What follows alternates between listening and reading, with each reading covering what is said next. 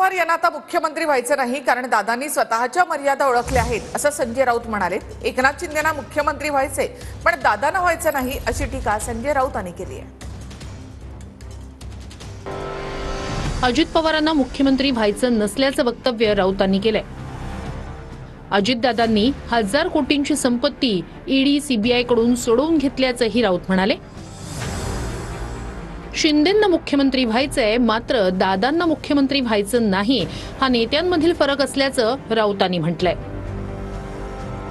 उद्धव ठाकरे साहेबांचं काय म्हणणं आहे की कॅबिनेटमध्ये सगळ्यात रिजनेबल मंत्री सहकारी कोण असेल तर ते अजित पवारजी। अजित पवार हे अभ्यासू होते असं उद्धवजींचं म्हणणं आहे। अजित पवार हे भरोशाचे सहकारी होते। अजित पवार हे अनेक कामं सहज मार्गी लावत होते कॅबिनेटच्या माध्यमातून, हे त्यांचं म्हणणं आहे। एखाद्याला आपल्या मर्यादा कळल्या, रिंगण कळलं, रेषा कळली की तो यशस्वी होतो आणि शांतपणे काम करू शकतो।